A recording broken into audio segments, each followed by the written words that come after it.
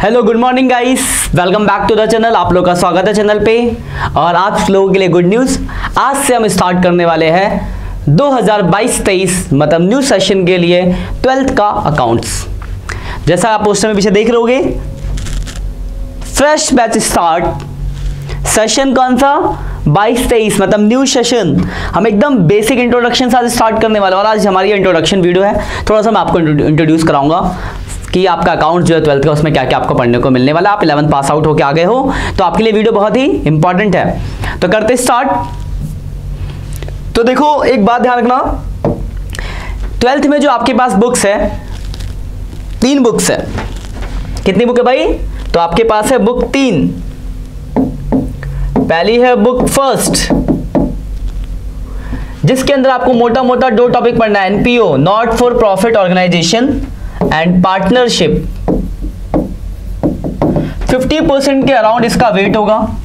Syllabus अभी आपका आया नहीं है, सिलेबस आ जाएगा तो किस चैप्टर से कितने नंबर का है देख लेंगे, क्योंकि पिछले 2 कोविड के चक्कर में कॉन्सेप्ट चेंज हुए थे। लास्ट ईयर जो पेपर हुआ था आपका 12th का, उसमें 2 बार एग्जाम हुए थे। एक बार आपका एमसीक्यू था और दूसरी बार आधा टर्म था, जिसमें आप सब्जेक्टिव देने वाले, जो अभी पेपर एग्जाम हुए भी नहीं है। तो अभी हम कुछ कह नहीं सकते कि सिलेबस कैसा, कौन से डिजाइन रखते हैं। अभी फिलहाल हम पढ़ लेते हैं, जैसे डिजाइन होगा उस हिसाब से आगे तैयारी कर लेंगे। तो पहला आपको बुक फर्स्ट है, जो कि 50% वेट है, जिसमें 2 मोटे टॉपिक, एनपीओ और पार्टनरशिप। फिर बुक सेकंड जो है वो आपको इंट्रोड्यूस कराएगी कंपनी अकाउंटिंग के बारे में। तो यहां पे हम पढ़ेंगे कंपनी अकाउंटिंग। और जो बुक थर्ड है हमारी, जिसमें हम पढ़ेंगे financial analysis. Basically book second और बुक थर्ड आपस में लिंक है। फाइनेंशियल एनालिसिस कंपनी का ही होता है, तो कंपनी अकाउंटिंग से लिंक है बुक थर्ड। तो फर्स्ट बुक में मोटे मोटे 2 टॉपिक, एनपीओ एंड पार्टनरशिप। फिर बुक सेकंड में company accounting and book third में फाइनेंशियल एनालिसिस। ये 25% समझ लो, तो ये 25% समझ लो। तो और इसमें देखो, एनपीओ एक सिंगल अकेला चैप्टर है। फर्स्ट बुक में टोटल आपको 8 चैप्टर पढ़ने हैं, जिसमें से पहला चैप्टर है आपका एनपीओ, जो एक सिंगल चैप्टर है, नॉट फॉर प्रॉफिट ऑर्गेनाइजेशन। बाकी जितने 7 चैप्टर वो आपके पार्टनरशिप के हैं, तो पार्टनरशिप के बारे में पढ़ना है। तो आज मैं आपको थोड़ा सा इंट्रोड्यूस कराऊंगा व्हाट इज पार्टनरशिप, क्या होता है पार्टनरशिप। अगर आपने 11th पढ़ी होगी तो आपने बिजनेस स्टडीज में भी इसके बारे में पढ़ा होगा। फिर भी हम स्टार्ट करते हैं आज।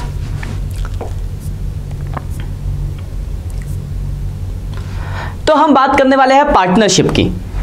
इंट्रोडक्शन है, आप थोड़ा सा इंट्रोडक्शन जान लो कि जैसे कि आप पढ़ने वाले हो तो आपको क्या क्या मिलने वाला है। तो देखो, पार्टनरशिप का क्या मतलब होता है। तो पार्टनरशिप का मतलब है जहां पर 2 या उससे ज्यादा लोग मिलकर कोई अपना बिजनेस करते हैं। 11th में आपने जो अकाउंटिंग पढ़ी थी, होती सोल प्रोप्राइटरशिप बिजनेस। और सोल प्रोप्राइटरशिप बिजनेस क्या था? तो वैसा बिजनेस जहां पे एक सिंगल ऑनर होता था, एक अकेला मालिक।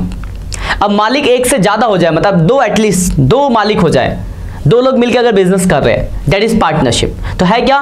तो partnership is a relationship between 2 और more person who agree to share the profit of a business. ठीक है, 2 या उससे ज्यादा लोग हो जो बिजनेस के प्रॉफिट को क्या करें, आपस में शेयर करें। और business should carried by all, any one of them acting for all, that is partnership. तो यहां आपको दिख रही होगी डेफिनेशन, मैं थोड़ा सा इसको और हाईलाइट कर दूं। पार्टनरशिप की बात कर लेते हैं। तो क्या है? तो पार्टनरशिप रिलेशनशिप किसमें? पर्सन में जो एग्री हो किसके लिए, बिजनेस के प्रॉफिट को आपस में शेयर करने के लिए। And business should carried by all, any one of them acting for all. देखो, मैंने एक डेफिनेशन जो लिखी, 2 और मोर पर्सन। तो मिनिमम तो हम समझ गए कि मिनिमम कितने लोग होने चाहिए, 2। मैक्सिमम की भी लिमिट है, मैक्सिमम 50 हो सकते हैं एज पर कॉमन एक्ट 2014। 50 से ज्यादा लोग नहीं हो सकते। तो कम से कम 2 लोग, और जहां से ये क्वेश्चन ऐसा बनता है आपका, तो कम से कम 2 लोग, ज्यादा से ज्यादा 50 लोग मिलकर कोई बिजनेस कर रहे हैं, दैट इज पार्टनरशिप बिजनेस। जैसे एग्जांपल फॉर सपोज करो, एक ऑर्गेनाइजेशन है, ये एक फर्म है SGC लिमिटेड, एक फर्म है संजीव गिरी क्लासेस, दैट इज SGC। तो ये SGC लिमिटेड एक क्लास है जहां पर 2 लोग मिलकर बिजनेस चालू कर रखे। फिलहाल वैसे तो मैं वहां अकेले हूं, एक X है और दूसरा Y है। तो इन दोनों को क्या बोला जाएगा? तो ये दोनों है पार्टनर। इंडिविजुअल इनको क्या बोला जाएगा? पार्टनर। लेकिन कलेक्टिव क्या है ये? तो कलेक्टिव है ये पार्टनरशिप। तो समझ गए, पार्टनर जो एक पार्टनरशिप में जो इंसान होते हैं जो मिलकर बिजनेस करते हैं, उनको इंडिविजुअली पार्टनर बोला जाता है। और कलेक्टिव वो पार्टनरशिप है, पार्टनरशिप फर्म है, उनकी आपस की जो रिलेशन है वो क्या है? पार्टनरशिप। आपस में एक दूसरे के लिए पार्टनर है, वो एक दूसरे के बिहाफ पे वो डिसीजंस ले सकते हैं, दैट इज पार्टनरशिप। क्लियर बात? कि पार्टनरशिप क्या है। इसके बाद एक वर्ड आएगा यहाँ पे पार्टनरशिप डीड क्या होता है, पार्टनरशिप डीड। देखो पार्टनरशिप डीड का मतलब क्या है, डीड एनी एग्रीमेंट, तो it is a written agreement between partners, it contain all the detail of partner. देखो क्या होता है कि अगर हम लोग कोई काम करते हैं तो उसका एक एग्रीमेंट बनाते हैं, कल कोई डिस्प्यूट ना हो तो पार्टनरशिप से रिलेटेड जो एग्रीमेंट होता है उसे बोलते हैं पार्टनरशिप डीड। ठीक है, ये रिटन भी हो सकता है और ओरल भी हो सकता है, क्योंकि पार्टनरशिप एक्ट जो है 1932, और पार्टनरशिप एक्ट क्या होता है, तो पार्टनरशिप से रिलेटेड जो भी रूल्स एंड रेगुलेशन है वो पार्टनरशिप एक्ट में लिखे गए हैं। और पार्टनरशिप का जो एक्ट लगता है वो है पार्टनरशिप एक्ट 1932। तो पार्टनरशिप एक्ट 1932 में लिखा गया है कि partnership deed is not compulsory. Partnership deed बनाना जो है वो कंपलसरी नहीं है, मतलब आपकी मर्जी है आप पार्टनरशिप डीड बनाओ या ना बनाओ। तो अगर पार्टनर ने आपस में डीड बना रखे, सपोज करो एक पार्टनरशिप में 3 लोग हैं, तीनों अपना चाहते हो, समझदार है, चाहते कि फ्यूचर में लड़ाई ना हो, डिस्प्यूट ना हो, तो उन्हें क्या करा, अपना एक रिटर्न एग्रीमेंट बना लिया। तो जो वो रिटर्न एग्रीमेंट है दैट इज पार्टनरशिप डीड। अब क्या होगा उसमें, तो पार्टनर का नाम, किसने कितना पैसा इन्वेस्ट किया, किसको सैलरी मिलेगा, किसको कमीशन मिलेगा, किसको इंटरेस्ट ऑन कैपिटल मिलेगा, कल को नए पार्टनर को एडमिट करने की कंडीशन है, कोई जाता है तो क्या कंडीशन है, कोई रिटायर होता है तो क्या कंडीशन है, कोई मर गया तो क्या कंडीशन है, मतलब A to Z जितनी भी बातें होगी पार्टनरशिप से रिलेटेड वो सारी बातें यहाँ लिखी गई होगी। देखो ये आपका पहला लेक्चर है, आज हम स्टार्ट करें इंट्रोडक्शन, तो थोड़ा हम बेसिक जान रहे हैं बस। आप आज से लेकर एंड तक अगर मेरे साथ जुड़े हो तो आपके 90% नंबर कहीं नहीं गए, ऑनलाइन से भी सपोर्ट के लिए मैं आपको यहाँ कॉन्सेप्ट करा दूंगा, प्रैक्टिस करनी पड़ेगी, प्रैक्टिस नहीं करोगे तो दिक्कत होगी। और जो मेरे ऑफलाइन बच्चे हैं उनके लिए तो डबल बेनिफिट्स है, वहाँ पढ़ रहे हो यहाँ से रिवाइज कर रहे हो, डबल बेनिफिट्स, तो आपके तो 100 आने चाहिए। तो देखो ऐसा नहीं है कि आपके नंबर नहीं आएंगे, अगर आप प्रॉपर कॉन्सेप्चुअल बेस जिस हिसाब से मैं प्लानिंग करूँ उस हिसाब से अगर आप चीज़ों को करते जाओगे तो आपके नंबर आएंगे, क्योंकि गाइडेंस बहुत ज़रूरी होती है लेक्चर्स के साथ साथ। गाइडेंस के बाद प्रैक्टिस, उसके बाद आपका रिजल्ट आएगा।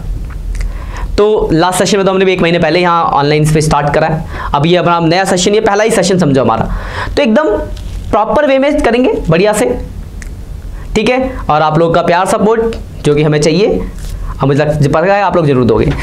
तो कॉन्सेप्ट है आज का, समझ लेते हैं। पार्टनरशिप हमने समझ ली, पार्टनरशिप डीड आपको क्लियर हो गई। तो एक बात मैंने बताई आपको यहाँ पे कि पार्टनरशिप डीड जो डेट इज नॉट कंपलसरी, तो पता परेशानी कब आएगी, परेशानी आएगी सपोज करो 2 दोस्त है, दोनों दोस्तों ने मिलकर अपना बिजनेस तो स्टार्ट कर लिया, बोला एक दूसरे पे भरोसा एग्रीमेंट नहीं करा, जरूर तो है नहीं, कंपलसरी नहीं है तो नहीं बनाया, कल कोई डिस्प्यूट हो गया तो पंगा आ सकता है ना। तो उस डिस्प्यूट के केस में क्या करेंगे, तो देखो 2 तरीके, एक तो ये कि आपस में लड़के एकदम समझौता कर लिया, तब तो हमें कोई मतलब नहीं ना। दूसरा लीगल वे में अगर बात की जाए तो लीगल वे में उसके लिए प्रोविजंस बनाएगा, यहाँ से क्वेश्चन आपके एमसीक्यू में पूछे जाएंगे। लीगल वे में क्या प्रोविजंस है, तो अगर पार्टनरशिप डीड नहीं है तो ये है प्रोविजंस, हम ऐसे ट्रीट करेंगे। बोल दिया है पार्टनरशिप एक्ट में लिखा गया कि आप अगर डीड बनाते हो तब तो बहुत अच्छी बात है, लेकिन अगर आप डीड नहीं बनाते हो तो हमारे पास अगर लड़ते हुए आओगे तो हम ये सॉल्यूशन आपको देंगे, यही है हमारा सॉल्यूशन, यही आपको मानना पड़ेगा, कॉमन रूल।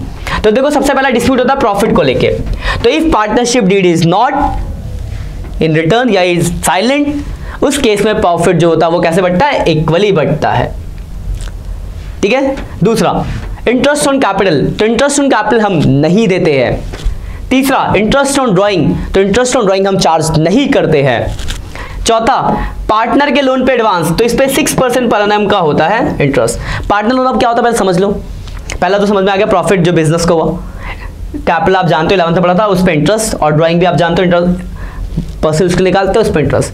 पार्टनर लोन का मतलब क्या है, देखो 11th में मैंने आपको कॉन्सेप्ट बताया था कि business and owner are 2 separate entity, business entity principle जो कहता था कि मालिक अलग है और बिजनेस अलग है, तो यहाँ पे भी सेम है, मालिक अलग है, पार्टनर अलग है, बिजनेस अलग है।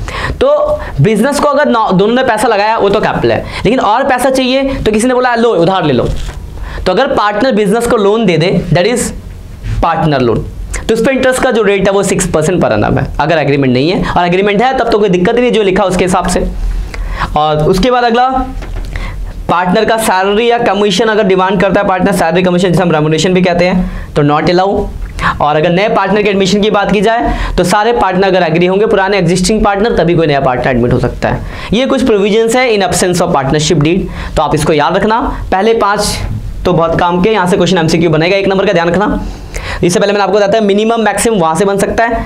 पार्टनरशिप की क्या कंडीशन थी? 2 कंडीशन, मिनिमम 2 और मोर पर्सन, और दूसरा वो बिजनेस के प्रॉफिट को आपस में शेयर करे। अगर शेयर नहीं करते, सपोज एक पार्टनरशिप में 3 लोग हैं, 3 लोग मिलकर बिजनेस कर रहे हैं, लेकिन सारा पैसा एक बंदा रखता है, तो 2 वाली कंडीशन तो सेटिस्फाई हो गई, पर प्रॉफिट तो शेयर नहीं कर रहे ना, तो ये पार्टनरशिप नहीं है। तो दोनों कंडीशन सेटिस्फाई होगी, 2 या उससे ज्यादा लोग हो और दूसरा बिजनेस के प्रॉफिट को आपस में करे, बांटे। और अब्सेंस ऑफ पार्टनरशिप डीड, यहां से क्वेश्चन पूछ सकते हैं। जैसे एग्जांपल पूछा कि XYZ partner, X demand profit should be distribute 3-1, X कह रहा है कि 3-1 में बांटो, but Y disagree, Y said profit should be distribute equally और there is no partnership agreement. तो कौन करेक्ट है? तो आप बोलोगे सर Y करेक्ट है, because in absence of partnership deed profit should be distribute equally as per the partnership act 1932। ऐसी इन सब 5 बातों से रिलेटेड क्वेश्चन आ सकता है, और पूरे चैप्टर में आप पार्टनरशिप पढ़ोगे, 2 से लेकर 8 तक सारे चैप्टर पार्टनरशिप के ही है। तो कहीं भी अगर पार्टनरशिप डीड साइलेंट है या उसके बारे में कुछ नहीं बोला गया है, तो आपको दिमाग में ये रखना है कि आपको यही कंसीडर करके चलना है, इसलिए इंपॉर्टेंट है। ठीक है, थोड़ा सा और बताता हूँ, आज ज़्यादा हम आज नहीं बढ़ेंगे, थोड़ा सा इंट्रोडक्शन ही करने वाले हैं। एक छोटा सा और topic, essentials features of partnership. Feature देखो क्या है, तो सबसे पहला वही है कि 2 या उससे ज़्यादा लोग हो। अब लोग कौन होते हैं? तो याद रखना, लोग में ये सब नहीं आ सकते। मैं सारे पॉइंट लिख देता हूं, फिर एक बार डिस्कस कर लेंगे। तो देखो इस फीचर्स, तो फीचर्स सबसे पहले कि 2 और मोर पर्सन, मतलब 2 या उससे ज्यादा। तो मिनिमम कितने? 2, और मैक्सिमम की लिमिट मैंने आपको बताई थी, मैक्सिमम कितने हो सकते हैं? 50। अब पर्सन में इनको काउंट नहीं करते। माइनर, अगर कोई 18 साल से कम उम्र का है तो उसको हम partner as a person, as a partner count नहीं करते। माइनर को पार्टनर बना सकते हैं, but only for the benefits, इसलिए एक तो ये माइनर नहीं होना चाहिए। दूसरा, person of unsound mind. Unsound mind का मतलब पागल, किसी पागल को अपने पार्टनरशिप में अपना पार्टनर नहीं बना सकते। और तीसरा, person disqualify by the law, जिस पर्सन को डिस्क्वालीफाई करता लॉ, जैसे कोई इंसॉल्वेंट है या कोई ओसामा बिन लादेन आतंकवादी हमारे यहाँ वांटेड है और तुम उसके साथ पार्टनरशिप करने चले, वैसे तो मर गया हो, ठीक है, बराक। तो मतलब क्या है आपका कि पर्सन जिसको डिस्क्वालीफाई करता है लॉ, इंसॉल्वेंट है, कोई विजय माल्या भाग गया पैसा लेके, इंसॉल्वेंट है, भगाड़ा है, उसके साथ तुम पार्टनरशिप कर, that one is not count as a person. तो 2 और मोर पर्सन में इनको पर्सन काउंट नहीं किया जाएगा, पहली कंडीशन। दूसरा, एग्रीमेंट। तो पार्टनर्स के बीच में एक एग्रीमेंट हो, चाहे वो रिटर्न हो चाहे वो ओरल हो, कोई भी हो सकता है, तो एक एग्रीमेंट होना चाहिए। तीसरा, लॉफुल बिजनेस होना चाहिए। आपका बिजनेस जो लॉफुल, मतलब पार्टनरशिप ऐसा नहीं कि आपने पार्टनरशिप करा कि हम बम बनाएंगे इलीगल वे में और धमाका करेंगे या कुछ भी, मतलब इलीगल काम नहीं होना चाहिए। लॉफुल बिजनेस, आपके बिजनेस का जो, तो जिसको आपका कंट्री का लॉ, मतलब हमारी कंट्री का लॉ उसको अलाउ करता हो, वैसा बिजनेस होना चाहिए। तो लॉफुल बिजनेस, इलीगल नहीं। प्रॉफिट शेयरिंग, जो बहुत इंपॉर्टेंट मैंने बताया भी था आपको, तो वो आपस में प्रॉफिट शेयर होना चाहिए। और आखिरी, कि बिजनेस को सब मिलकर चलाए। तो ये सब आपके क्या है, इसेंशियल फीचर्स है।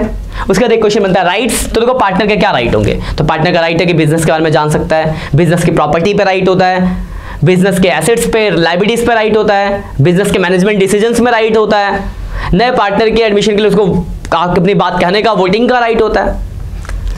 तो ये मतलब समझना, एक जनरल सोचना, अगर मैं किसी पार्टनरशिप एक पार्टनर, तो मेरे क्या राइट होंगे? हर चीज में ही मेरा राइट है, मैं मालिक हूं भाई। कोई डिसीजन होगा तो मुझसे पूछा जाएगा, कोई काम करेंगे तो मुझसे पूछा जाएगा, ये सब मेरे राइट्स हैं। प्रॉपर्टी में राइट, प्रॉफिट में राइट, एसेट्स में राइट, रिस्पॉन्सिबिलिटी में राइट्स, ठीक है। तो ये बेसिक इंट्रोडक्शन था थोड़ा सा आपके लिए। बाकी हम आगे से अगले जो लेक्चर से उसमें हम टॉपिक स्टार्ट करेंगे, एक चैप्टर स्टार्ट करेंगे, स्टार्ट पार्टनरशिप का। तो आई होप आप लोगों को अच्छा लगा हो। आप इसको सर्कुलेट करो, लोग तक न्यूज़ पहुंचा दो कि हाँ फ्रेश बैच 22-23 सेशन स्टार्ट हो चुका है। शुरू से अगर आप एंड तक जुड़ते हो तो आपको अल्टीमेट बेनिफिट दूंगा, आपका फायदा जरूर होगा। आप लास्ट में अपना एग्जाम देने के बाद आके मुझे कमेंट में थैंक यू बोलोगे कि सर आपने बहुत कुछ करा दिया। ठीक है, आज के लिए इतना ही, मिलते हैं नेक्स्ट लेक्चर में, तब तक के लिए bye bye, have a nice day.